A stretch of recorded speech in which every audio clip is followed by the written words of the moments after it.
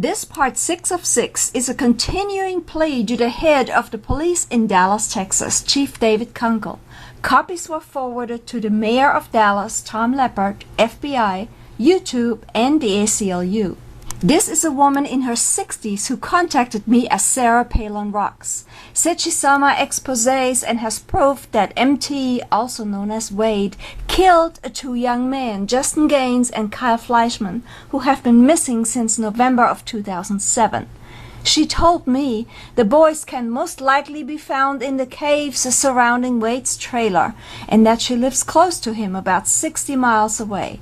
She asked me to call her, and we spoke often, of which I have audio evidence. She made fun of Conti in videos and succeeded convincing viewers it was my account, which was not true.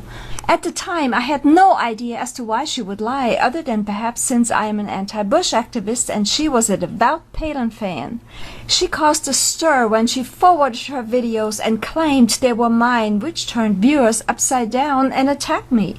She posted more videos verbally assaulting Wade as Showtime for the Truth, but she removed them and closed the account when viewers were attacking me from every corner.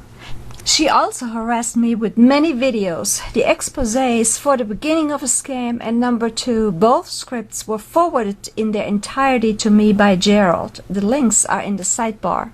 Conti illegally claimed copyright infringement when I have not used any of her material fraudulently. I rightfully defended myself against her slander and made the viewers aware of the USA 180 scam, which is not only my right, but my obligation.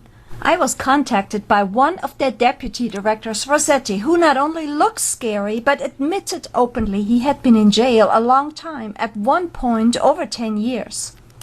I told her that I had been put in jail a few times. Since I knew that Rutberg is also a felon, it's not such a leap to surmise they all met in the pen, and I was supposed to keep this from the viewers who trusted them, especially when Rossetti told me how he and Mark play games with others on YouTube. After I exposed the USA 180 fraudsters, Conti, their leader, started attacking me with slander videos, and she wonders why it was imperative for me to disclose USA 180 is a scam. Is that how a leader of any organization speaks? If profanity were not available, this woman could not talk. Conti got her information from Payne, who has been in mental institutions off and on throughout his life. It was he who came up with the most ludicrous and fraudulent claims about me. Conti and Loper illegally contacted Payne and virtually badgered him to sue me. McCormick supports all of these fraudsters, Chief Kunkle, although he knows 100% that Payne has been in mental institutions, as he asked Payne when he was in my apartment, "How many times were you in Green Oaks, Edward?" Which shows McCormick perpetuates fraudulent information. This is how McCormick responds when I address him by name, sir. In addition, he lets the viewers know he's such a big shot and has authority to tap my phone. This man is a complete idiot, sir, and certainly has no business being in the police force. McCormick interjected himself into a private situation and made it public via YouTube.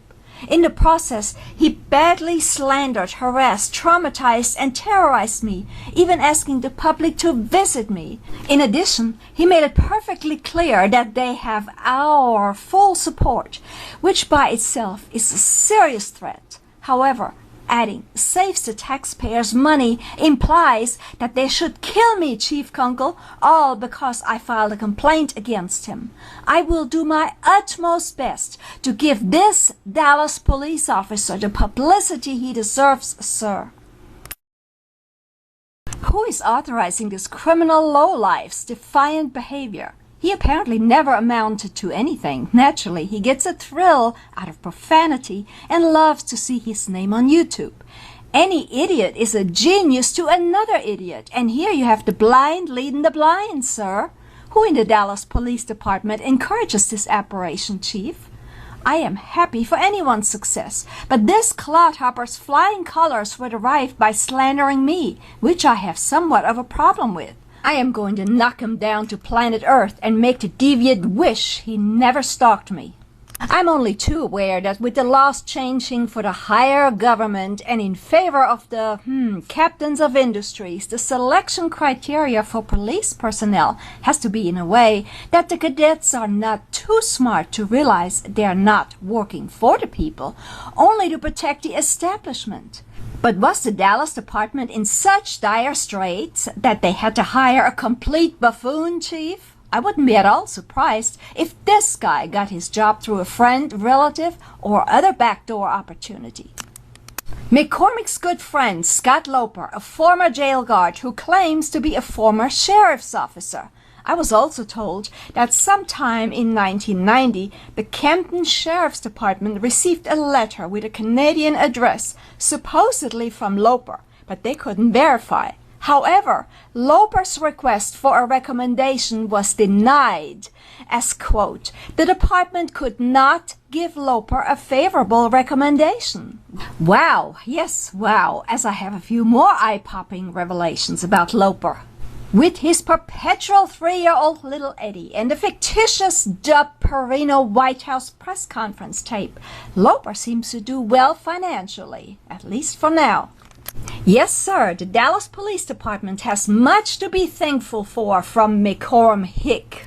The same criminals also continue to threaten a 22-year-old in the UK with rape if she does not stop commenting on my profile, Chief. They harass this young lady virtually non-stop via Skype as well. But anyone leaving a comment with me can count on being verbally abused. Starting with Conti, then one after another, the rest of the gang takes over should he or she refuse to comply with their order to stay away from me. McCormick's friend Conti is in charge of the USA 180 fraud that has apparently been closed for months.